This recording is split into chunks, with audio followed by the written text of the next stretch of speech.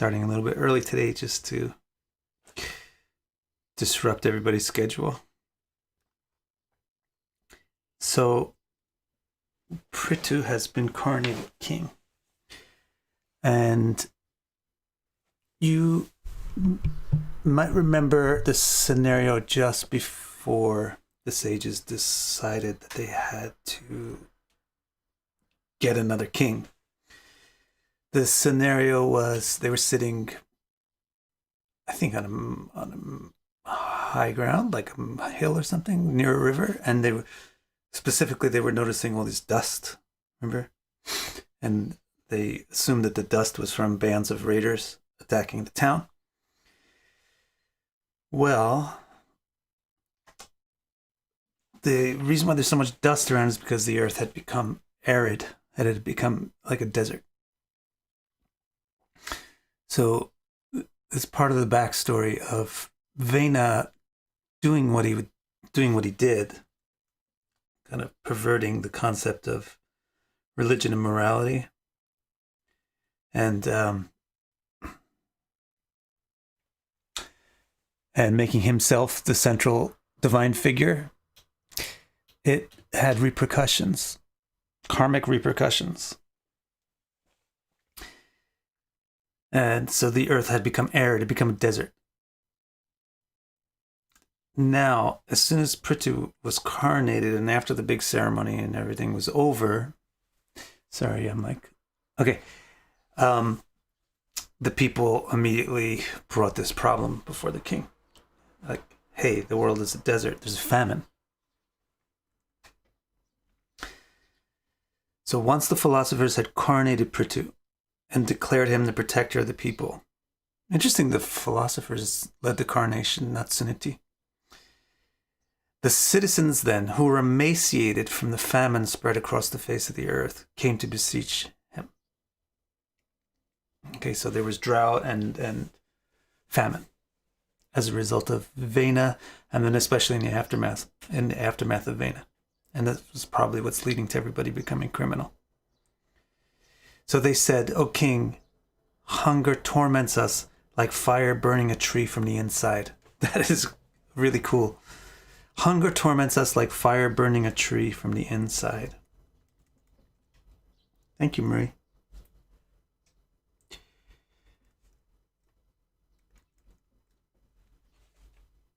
We know you can protect us, and now we beg you to do it. For you are the one who will bring about our prosperity. Please find some way to give us food, O God of the gods of men. If we cannot get nourishment, the tormenting fire of hunger will devour us.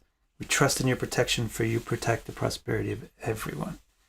So they were in dire straits. They had extreme hunger, deathly, mortal hunger. What did Prithu's reaction to hearing this from the citizens? Prithu basically popped out of nowhere. He was just cloned from the arm of Vena and just appeared, and then got coronated. So Prithu, hearing this, seeing the situation and hearing this from his citizens, his reaction is so interesting. It says that hearing them, the pitiful citizens, he felt they were pitiful. He broke down in tears. He started sobbing. This macho, big, tough king starts crying because his citizens are suffering so bad from such a basic thing, from hunger.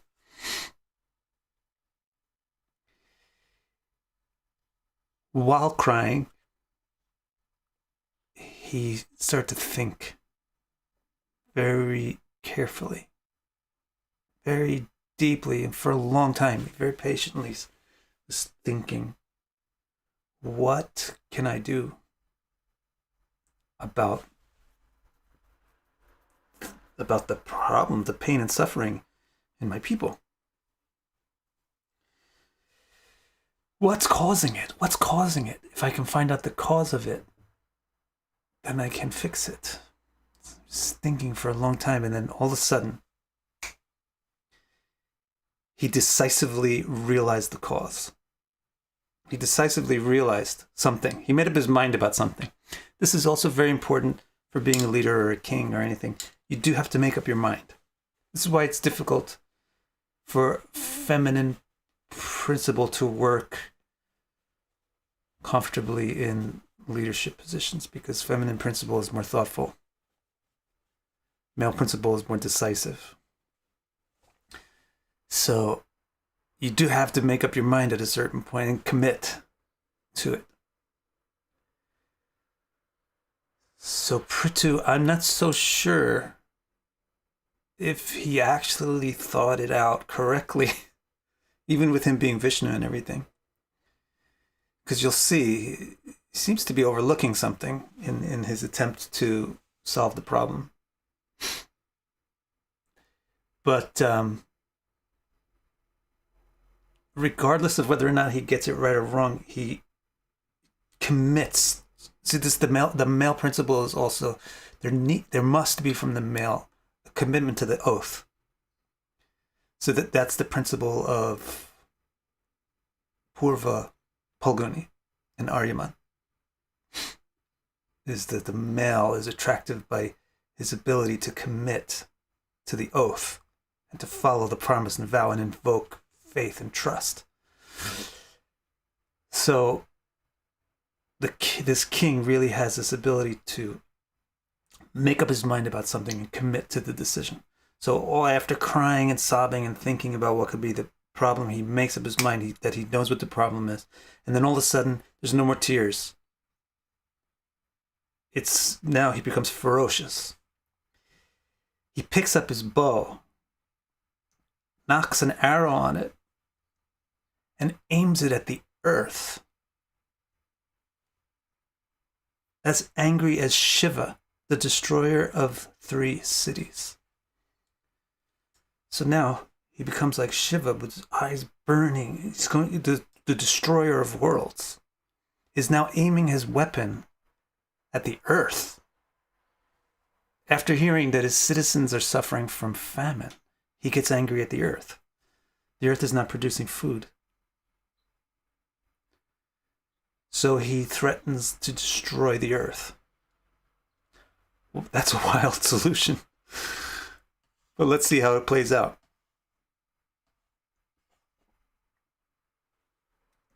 It plays out like this. The earth gets very nervous when somebody who has the power equal to Shiva is aiming a weapon at her.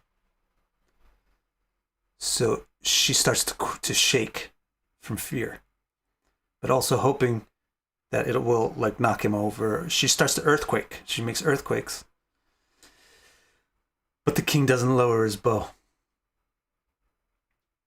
So then she gets really scared, and instead of just shaking, she wants to run away. So she takes a form that could flee from the king. The earth itself can't really flee from the king, so she takes a form that can run away. It's supposed to have started now. So she manifests in a form that's a cow woman. You may have seen Indian images of cow women. They're cool. Something like that. And she runs away from him.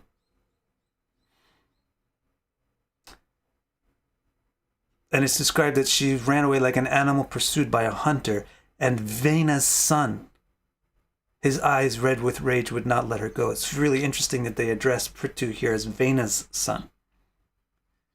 Because Prithu was cloned from Vena. They made Nishada first. They cloned Nishada first to get most of the yucky traits out of Vena. But some of Vena is in Prithu. The ability to be terrifying, ferocious, and just threatening. He's got that, and so now he's described as Vena's son, and his eyes are red with rage. He wouldn't let her go. The arrow on his drawn bow followed her wherever she fled. The goddess fled in everywhere. That's a bad sentence. The goddess fled in every direction. But wherever she ran, she saw the king right behind her with his arrow drawn. It actually even says she ran into caves Very interesting. And this is similar with the Japanese. Well, the Japanese goddess Amaterasu also went into a cave, but it's very unrelated. Sorry. The goddess fled in every direction, but wherever she ran, she saw the king right behind her with his arrow drawn, like a person unable to escape death. There was no place in the world she could escape from Vena's son. So her first reaction was just to shake and tremble. Second reaction was to try to run away. Well, shake and tremble didn't work. Run away didn't work. Now what's she going to do? So with the trembling with a terrified heart, she turns to face him. And this is what she says to him. O most opulent, blessed knower of morality, and father of those who seek your shelter. She's trying to remind him, you're not just Vena's son. Well, you're so angry. What is going on here? You're supposed to be a knower of morals and a father figure. And so you'll protect people. Your Majesty protects all creatures, even me. So please spare me. Why do you want to kill a poor creature who has committed no crime? Why are you hunting me? Why are you chasing me? What did I do wrong?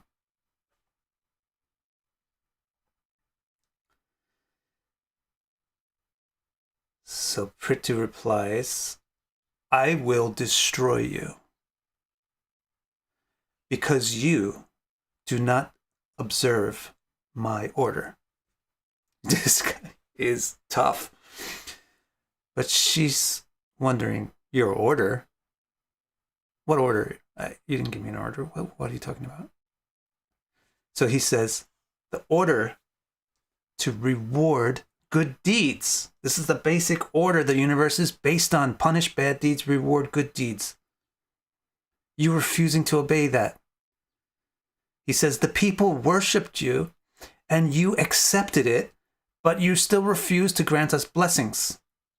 This must be punished. So that's his conclusion, is that the earth is at fault for not responding to the people's needs when they're placating her and they're worshiping her, and she's still not providing water and vegetables. So he says, you're not following the universal laws. You must be punished. So now she's going to plead various things, and you're going to hear some various interesting moral issues come up. She says, but I'm a cow. You can't punish an innocent cow. So this, you may remember Vidura's question was also, why did she become a cow? Well, the reason why she became a cow was to invoke asylum or protection. So Prithu is not impressed. He says, you're pretending to be a cow. Real cows give milk. This is very interesting. The thing that he says here is very interesting and have a bearing on the concept of Hindu vegetarianism, which is not really entirely 100% the same as Western veganism and that kind of philosophy on vegetarianism. The 90% compatible. There's a slight difference. Although I don't know about every school of thought, on Western thought on vegetarianism, to know for sure that there's not one that's the same as this. But this one is very interesting. It's going to be shown here. He says, cows give milk. If you're not giving milk, you're not giving anything. You're not a cow. So don't pretend to be a cow. It's a little bit of a loophole there in Hindu law about whether or not the cow is still sacred when it's not giving milk.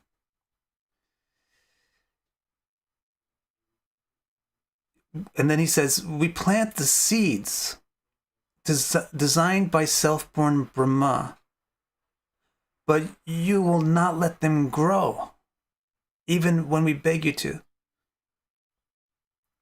So he says, look, the people are worshiping you. They're planting seeds. They're doing what Brahma says to do. Brahma designed this amazing thing of self-replicating organisms. So that an organism would produce a seed, and then you could plant the seed and get more of the same stuff. The people are doing it. This is the way Brahma set it up. You're not obeying Brahma. They're planting seeds and you're not letting the seeds grow. You're no cow. You are some madly stubborn creature, and my arrows shall reduce you to food. Prithu is now saying that we're going to eat you. You appeared in the form of a cow? Great. We need meat. We need to eat. People need to eat. So this is another difference between Hindu vegetarianism and other concepts of vegetarianism.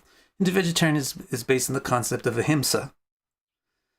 Ahimsa means not to cause violence, but it's ahimsa, which means to reduce or minimize violence.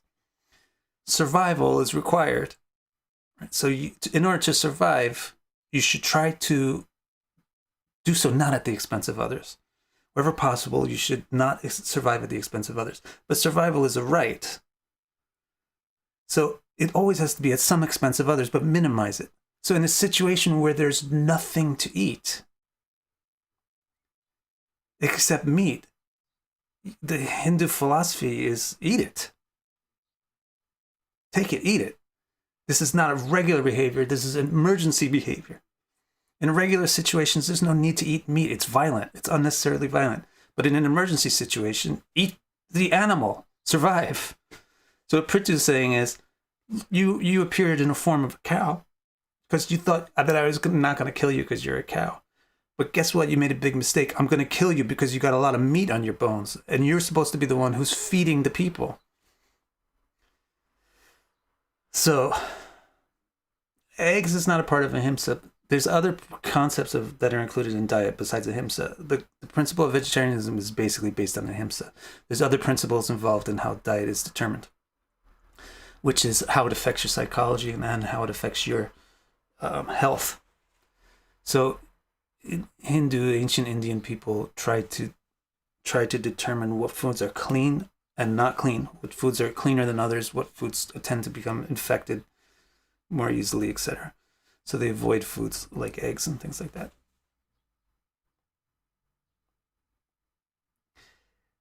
So, but anyway, this is a really interesting point. You're no cow, you're some madly stubborn creature, and my arrow shall reduce you to foods. My poor citizens suffer from starvation, and I will put a stop to it by feeding them your meat, sliced from you by my own arrows. The earth became terrified. She cried out, but I'm a woman. This is her second one. She not only appeared as a cow, but she appeared as a woman cow. Because that's another thing that people don't punish in a civilized society.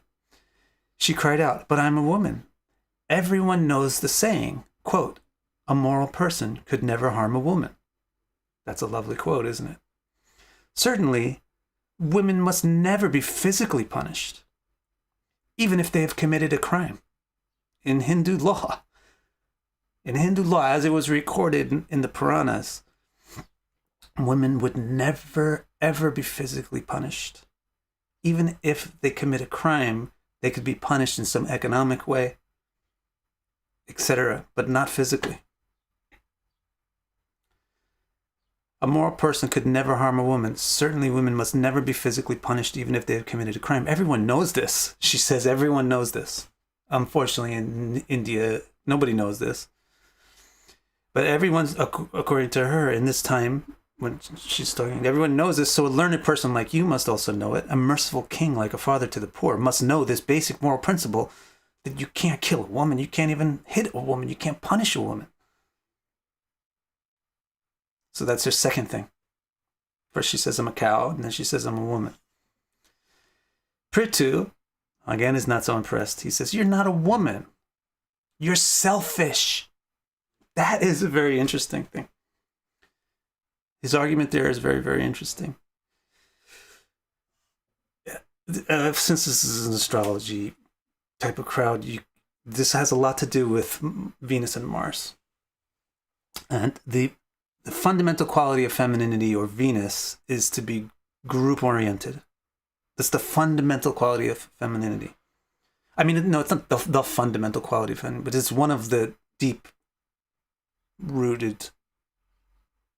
characteristics of femininity is group orientation versus male. Deep in the male masculine archetype is the tendency not to be group oriented, to be individualistic or maverick, to get things done on your own, to go off on your own. So Prithu is arguing you are selfish, so you can't actually be a woman. The femininity in you must be only skin deep. Because women are not selfish.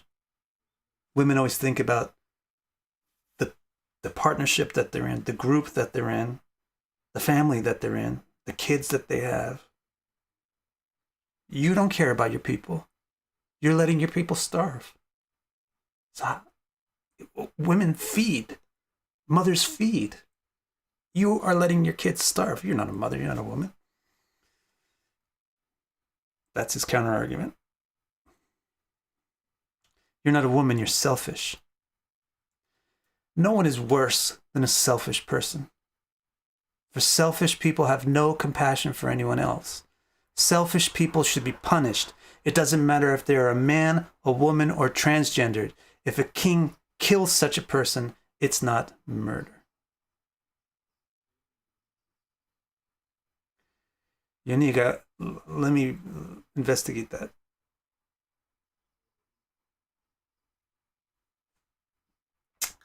So now she's got a third alibi.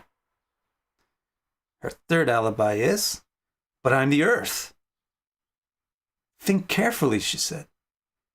I'm the ageless boat upon which the whole world stands.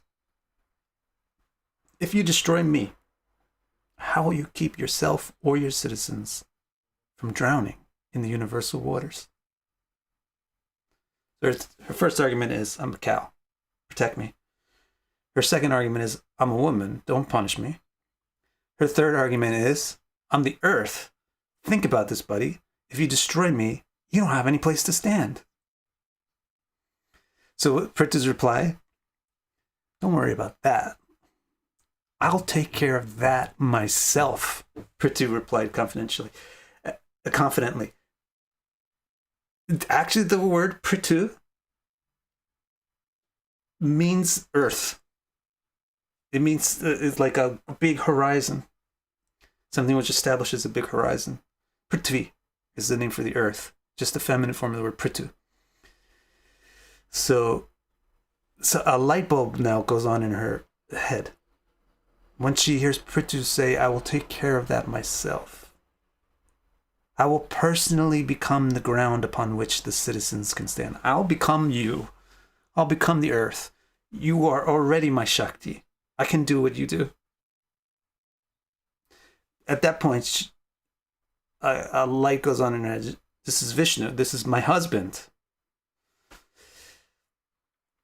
Prithu, however, was angry as death personified. So trembling in fear, the earth bowed to him and begged. Okay, so something goes on in her. The light goes off in her head that this is Vishnu. So this is not some guy who's trying to kill me. He's trying to get something done. So let me surrender to him. So she bows to him and begs, I surrender to you, the Supreme Person, whose energy expands into all the various forms and bodies within this world of qualities. I surrender to you, whose true form manifests from his own power, is unconnected with the transient and confused substances, actions, and egos of this world. It is your energy which created me by the evolution and combination of the elements that emanate from you. It is your energy which enables me to serve as the home of all beings. Although you have created me, now you display your independence, your lack of attachment or dependence on me. By standing before me with your arrows poised to kill me, I've tried to run for protection, but where or to whom can I run?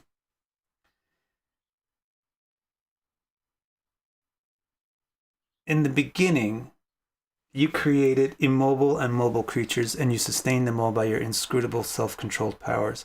You protect and sustain everyone, and you uphold morality, but now you want to destroy me. How can this be?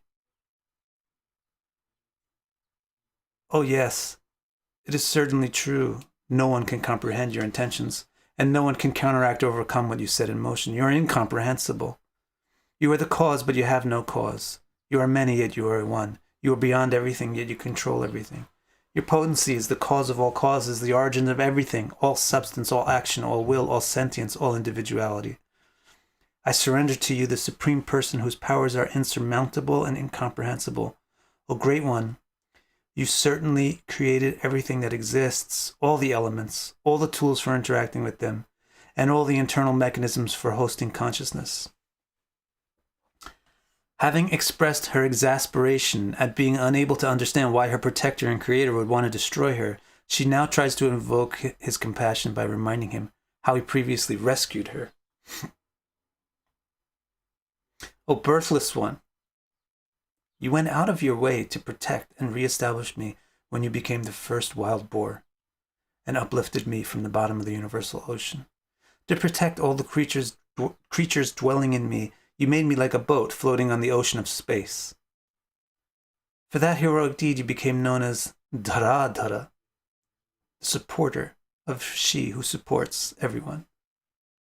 But now, over milk, you want to kill me with your terrible arrows. No use crying over spilled milk. Just over milk? Over some food? You want to kill me? The one who you worked hard to create? And the one who you saved? Ordinary people like me certainly cannot comprehend the intentions of great masters. Our minds are bewildered by their deeds because we possess merely a fragment of their qualities. We simply offer our respects to them, the most renowned amongst those who have earned heroism. Wow. Now she's going to explain herself. There's something that Prithu overlooked in his evaluation of the earth, and she's going to explain it to him now. What do you think it is that he overlooked? His argument is you're not adhering to the laws of karma. The laws of karma say that when people do good things, you should reward them with good things. So these people have been planting seeds appropriately, following the right regulations. They've been planting seeds and worshiping you appropriately, and you haven't been. Those seeds are not growing. So you're not giving people the rewards of their deeds. So you must need to be replaced. I must need to make a new earth. You have some flaw. That's his argument. What do you think the part that he escaped his calculation is? She's going to tell him what it is right now. See if you can think ahead of time. Now, she at this point has submitted to him. She's not offering any more arguments. And typically, a person like Prithu at this point would lose their anger. But Prithu's anger just slightly reduced. It says it didn't really subside. Although he did not release his arrow, his lips still trembled with rage. The earth goddess knew she must address King Prithu again, so she controlled her fear and settled her emotions within herself. So now she's going to correct him. So in order to correct him, she has to get really calm first. So she says, pretty close to Neil, powerful one, subdue your anger long enough to understand what I have to say. Why should I listen to you, the king might demand. So she said, honey-making bees take nectar from all sorts of flowers. Wise people are like that too, taking the essential truths of all things and all people. You might not want to hear what I have to say because you consider me a criminal. But if you do, you will learn an important truth. That's a cool lesson. Honey-making bees take nectar from all kinds of flowers. Wise people are like that too. You might not want to hear what I have to say because you think I'm a jerk. But if you do hear what I say, you're going to learn something interesting.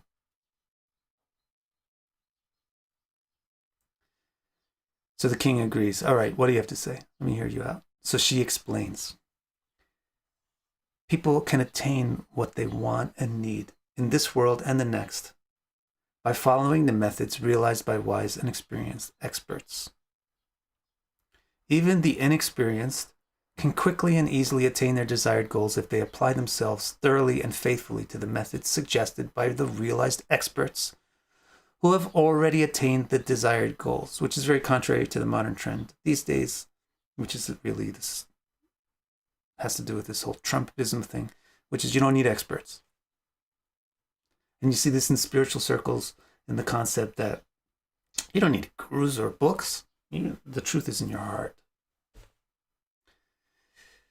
But the Hindu Vedic way of thinking is you should follow an expert. You should learn from an expert.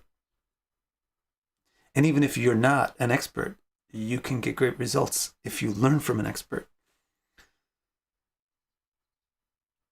But if the unrealized ignore these methods and set out towards their goals in their own ways, they can never quite achieve what they want, despite trying again and again with so many different strategies. So she's tried to give him the answer in a roundabout way by saying, if people do things the right way, they get the right results. If people do things the wrong way, not following the experts, doing it whatever way they come up with, they might not get the results they want. So she's trying to say, your people weren't doing something right. You're just assuming that they did everything right. But they weren't doing something right. So she further, now she's going to explain further. Your father, Vena, banned religion and persecuted the wise who spoke against him. Did you forget about that? Then he was assassinated and the world was left without a king until you eventually came to protect them. During that time, the whole world became debased and turned into a collection of thieves and rogues. Almost none of them followed the paths of the wise. So why would you expect them to get what they wanted and needed? She's just saying, I am following the laws of karma. These people were not good. They turned into rogues and thieves, and this is in the kingdom of your father, Vena, who banned religious process, who banned the experts. So what? I'm giving the just results. Why are you trying to punish me? You just think just because they put some sprinkles on top of all their crap, that all of a sudden they did the right result, that they did the right stuff? During that time, the whole world became debased and turned into a collection of thieves and rogues. Almost none of them followed the paths of the wise. So why would you expect them to get what they wanted and needed? Why would you expect the vegetation designed originally by Brahma to flourish amongst them? I had to withhold the growth of vegetation to obey Brahma's rule that only proper endeavors yield desired results.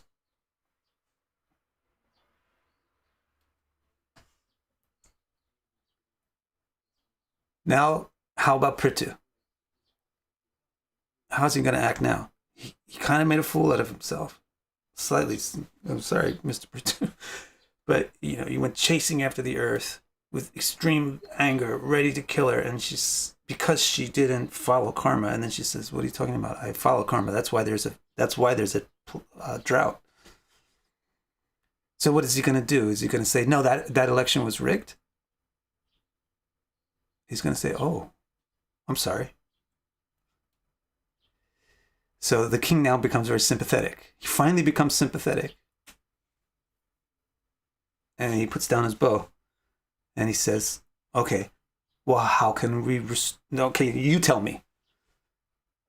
how should we restore your opulence and bring back the vegetation? So she says, I've withheld the power of vegetation for a long time, and thus become thin and weak. But there is a way for you to revive this power in me. So what she's noting is, you can't stop on a dime when you have, like, say, climate issues. The climate issue is the earth is becoming weird, off balance, emaciated, whatever. You can't just stop on a dime, change your behavior. Okay, everybody chant Hare Krishna and read the Bhagavatam and let's still do all these rituals and everything will be good in 2023. Nah, it's not. The earth gets emaciated from delivering emaciating results. The earth itself gets emaciated, and it can't just suddenly become gorgeous. So she's saying, even though these people are starting to behave properly now that you're the king, they're starting to behave properly. That's what got you so upset. They're starting to behave properly. Why is there still famine? Well, it takes a little time. The momentum of the previous deeds is still acting upon me. But she says, there is some way. There is some way that you could speed this up. So he asks, how? And she says, bring me a calf. My nature is very cow-like, right? I'm the earth. I supply milk to people. I nourish people. I feed people. Well, when do cows give milk? When does anybody give milk? When they have a baby. So she's saying, give me a baby. If you give me a baby, then I'll plump up and I'll give you milk.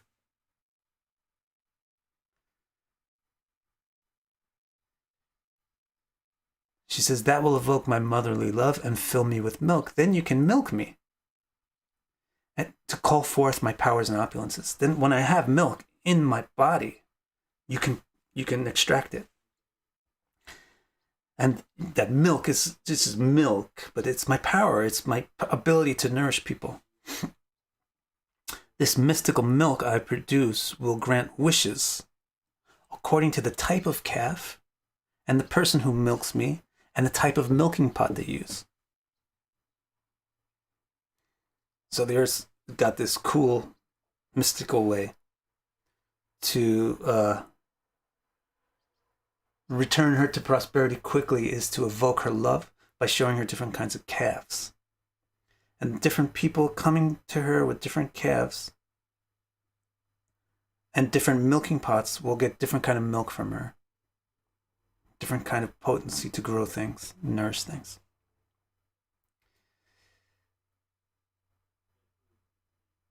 Oh, mighty, all-attractive nourisher of all beings, she concluded, if you want grains to grow again, this is what you must do. And there's one other thing you got to do. You got to make me, the earth, more level. Then the divine rains will form lakes, and water will remain abundant in all seasons. If you do these things, great king, you and your people will be blessed. That's very cool and interesting. So apparently in one period of history, the earth is very mountainous. And actually, Vidura had a very interesting question. The way he worded his question is, the earth, the nature of the earth is to become mountainous. With modern terminology, you would say the tectonic plates, they don't let the earth remain flat. They crush into each other and they cause holes or mountains. So Vidura is saying the nature of the earth is to not be flat. I'm not talking about flat earth. Not be level. And how did Prithu make it flat? And why? So one of the reasons why she said, if everything is a mountain, then the rain just runs off. You need to give me some flatness so that a lake can be there. Then when you get these periods of time where you don't get rains, you still have lakes you can go to get water from. You won't have droughts. Interesting stuff. Anil, I'm not so sure. Let's read ahead about calves. Maybe somebody's going to say something about what these calves are, or after we see the example. You're going to see examples. A lot of different people are going to come to the earth, Prithu, with their calf and with their milk pot. So maybe we'll be able to make sense of what the calf and the pot actually signify. The king, the protector of the earth, was delighted. Let me see.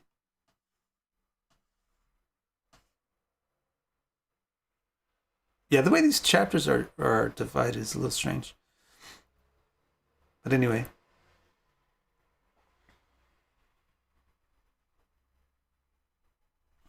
The king, the protector of the earth, was delighted by her helpful wisdom. For the... So actually, it's immediate. Immediately, the story goes to how these people come to her with different calves and pots. So maybe we'll stop here. The primary person is Prithu, and his action is going to bring back the vegetation. Then other people are going to come. All right. This is, I find, very, very interesting section of Bhagavatam today for all the kind of social things that it brings up about vegetarianism, meat eating, the treatment of women in society, legal treatment of women. The reaction of Prithu, his ability to make a committed decision that had a flaw in it, yet to be just as decisive in accepting the flaw later when it was revealed to him. The earth's ability to speak up and tell Prithu what's wrong, what he got wrong, what he overlooked. Really interesting stuff.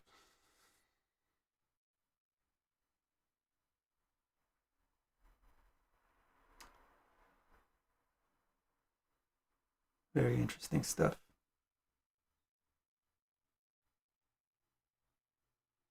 Wouldn't it be great if we could somehow change the world and make it Vedic? It would be so cool. A completely impossible dream, but it would be so cool.